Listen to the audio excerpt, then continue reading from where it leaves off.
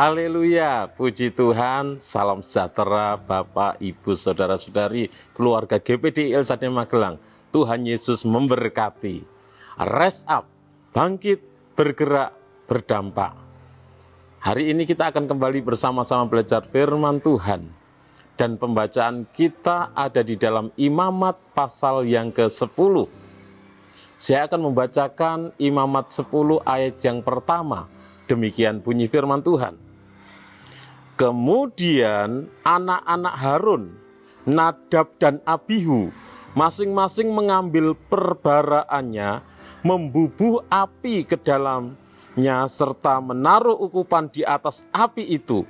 Dengan demikian, mereka mempersembahkan ke hadapan Tuhan api yang asing yang tidak diperintahkannya kepada mereka. Bapak Ibu yang dikasihi oleh Tuhan, renungan firman Tuhan, saya beri tema bahaya api asing. Kalau kita mengobservasi dalam kitab Imamat, Imamat ditulis oleh Musa dan ditujukan kepada bangsa Israel. Dan kitab Imamat berisi perintah-perintah Allah mengenai tata cara ibadah. Kitab Imamat berisi perintah-perintah Allah mengenai kekudusan dan kehidupan yang benar bagi umat Tuhan Israel. Dan secara khusus dalam Imamat pasal 10 ini berisi tentang Nadab dan Abihu, di mana mereka mempersembahkan kepada Tuhan api yang asing. Dan mereka langsung mengalami penghukuman Tuhan. Api Tuhan menyambar, membakar mereka, dan mereka mati di hadapan Tuhan. Ketika Nadab dan Abihu mempersembahkan api asing, membawa api asing kepada Tuhan, mereka langsung mengalami penghukuman Tuhan. Jadi sangat bahaya ketika kita membawa api yang asing, api yang lain. Interpretasi pelajaran yang kita dapatkan, kalau kita membaca di dalam Imamat 10 ayat yang pertama, kelihatannya sepertinya sederhana. Nadab dan Abihu hanya mempersembahkan di hadapan Tuhan api.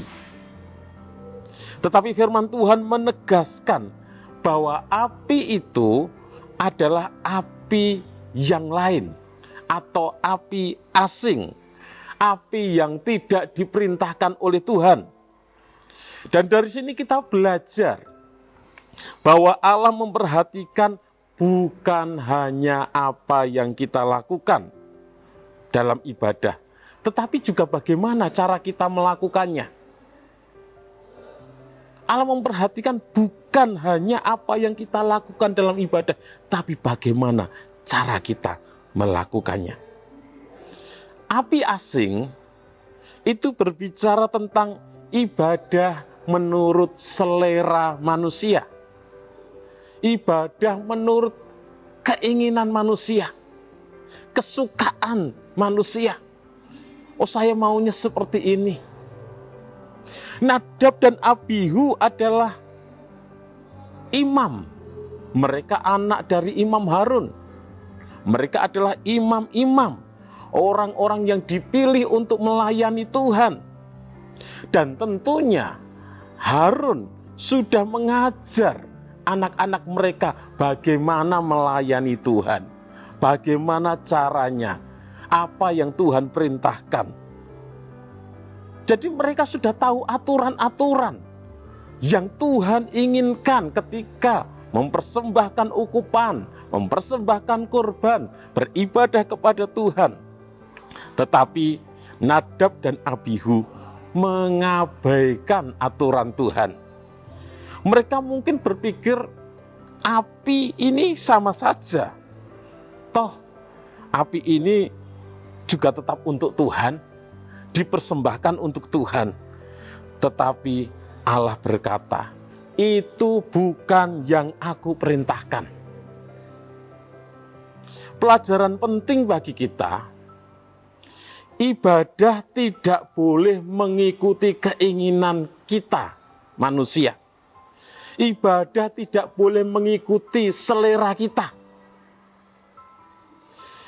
Tetapi ibadah harus sesuai dengan firman Tuhan, sesuai dengan apa yang Tuhan perintahkan, bukan sesuai dengan selera dan keinginan kita.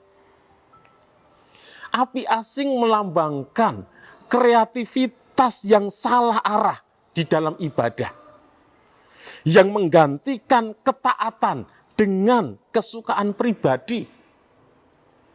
Kreativitas itu hal yang baik. Tetapi kalau kreativitas itu tidak sesuai dengan aturan Tuhan, tidak sesuai dengan perintah Tuhan, maka itu menjadi kreativitas yang salah, yang tidak berkenan di hadapan Tuhan.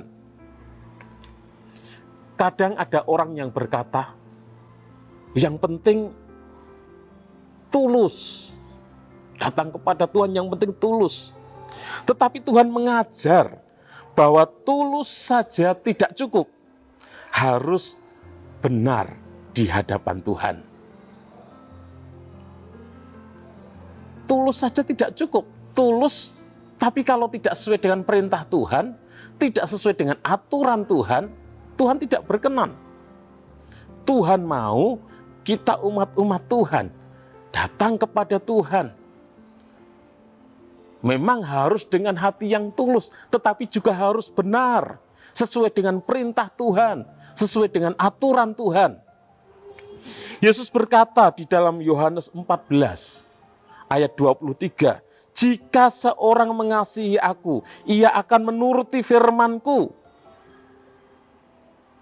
Jadi ketika kita menjadi umat-umat Tuhan yang mengasihi Tuhan, kita akan menurut firman Tuhan, mengikuti aturan Tuhan.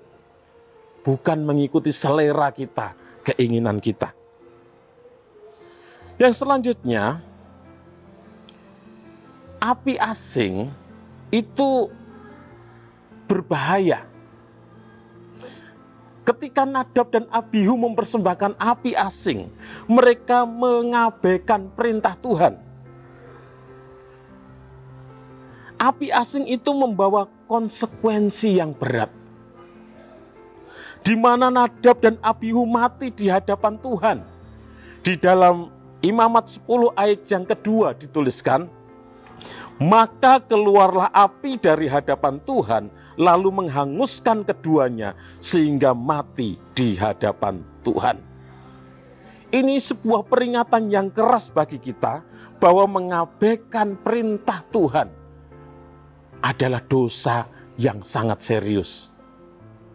Tidak mengikuti aturan Tuhan, itu merupakan dosa yang sangat serius. Di dalam pelayanan, kita bisa jatuh pada sikap asal jadi, asal ada, atau asal terlihat rohani. Tetapi Tuhan melihat hati dan ketaatan kita. Dalam kehidupan sehari-hari, bisa saja kita membawa api asing. Ketika kita mencampur kehidupan rohani dengan kompromi dunia. Berdoa kepada Tuhan tetapi hatinya dipenuhi dendam kepada orang lain. Melayani tetapi motivasinya untuk dipuji orang, untuk dilihat orang. Itu ada api asing ketika melayani Tuhan. Beribadah kepada Tuhan tapi tidak mau meninggalkan dosa, masih terikat dengan dosa. Ada dosa yang terus disembunyikan, terus dilakukan. Allah tidak berkenan pada api asing. Karena itu bukanlah penyembahan yang benar. Api asing bukanlah penyembahan yang benar. Dan Allah menghendaki api yang kudus. Itu yang Allah kehendaki. Di dalam Alkitab, api sering melambangkan hadirat Allah. kehadiran Tuhan ketika Tuhan datang kepada Musa di dalam semak belukar yang menyala. Api melambangkan kekudusan. Tuhan berkata kepada Musa, tanggalkan kasutmu, karena tempat di mana engkau ada itu kudus. Api juga bisa melambangkan Roh Kudus. Ketika murid-murid di kamar loteng Yerusalem dipenuhi Roh Kudus, ada lidah-lidah seperti nyala api di atas kepala mereka. Di dalam kemah suci, api kudus seharusnya diambil dari mezbah yang telah dinyalakan Tuhan sendiri. Tetapi Nadab dan Abihu menggantinya dengan api buatan mereka. Imamat 9 ayat 24 dikatakan, dan keluarlah api dari hadapan Tuhan, lalu menghanguskan korban bakaran dan segala lemak di atas mezbah. Tatkala seluruh bangsa itu melihatnya, bersorak-sorailah mereka, lalu sujud menyembah. Jadi api harus diambil dari mezbah yang dinyalakan oleh Tuhan sendiri, bukan api asing, api yang lain. Ini gambaran bagi kita. Api kudus adalah karya Roh Kudus. Api kudus adalah kasih yang tulus, doa yang murni, pelayanan yang sesuai dengan firman Tuhan, sesuai dengan apa yang Tuhan perintahkan. Tapi api asing itu gambaran dari usaha manusia. Api asing, ambisi pribadi, dan pelayanan tanpa kuasa Roh Kudus. Roma 12 ayat 11 berkata, janganlah hendaknya kerajinanmu kendor, biarlah rohmu menyala-nyala dan layanilah Tuhan. Itu artinya kita harus membiarkan Roh Kudus yang menyala dalam hati kita, bukan mengandalkan kekuatan diri sendiri ketika kita melayani Tuhan. Aplikasi dalam kehidupan kita, Imamat pasal 10 ayat 1 mengingatkan kita bahwa Tuhan tidak berkenan dengan api asing. Tuhan mau kita datang dengan hati yang tulus. Tuhan mau kita datang dengan ketaatan. Tuhan mau kita menyembah Dia sesuai dengan firman-Nya. Jadi marilah kita menyembah Tuhan bukan menurut selera kita, tetapi sesuai dengan firman Tuhan. Mari kita menjauhkan diri dari api asing. Motivasi yang salah. Jangan kompromi dengan dosa. Ibadah jangan hanya formalitas. Biarkan Roh Kudus menyala. Itu api yang benar. Menyala di dalam hati kita. Sehingga hidup dan pelayanan kita berkenan kepada Allah. Terima kasih, Tuhan Yesus memberkati.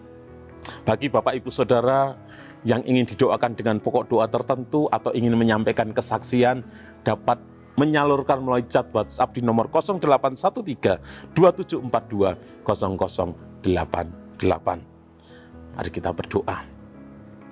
Terima kasih Tuhan, kami bersyukur karena kasih-Mu, Engkau sudah menebus kami, Engkau melayakkan kami menjadi umat-umat-Mu, Engkau melayakkan kami untuk melayani Engkau Tuhan. Biarlah kami boleh melayani Engkau dengan ketulusan hati, melayani Engkau dengan benar, sesuai dengan firman-Mu, sesuai dengan apa yang Engkau perintahkan, bukan sesuai dengan keinginan kami. Ketika kami beribadah, biarlah kami beribadah dengan segenap hati kami, bukan sesuai dengan selera kami Tuhan. Terima kasih Tuhan memberkati seluruh keluarga GPD Ilsade Magelang dimanapun mereka berada.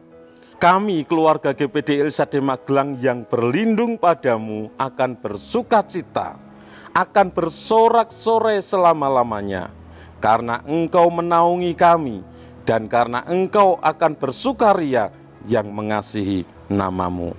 Dalam nama Tuhan Yesus Kristus kami berdoa bersyukur. Haleluya. Amin.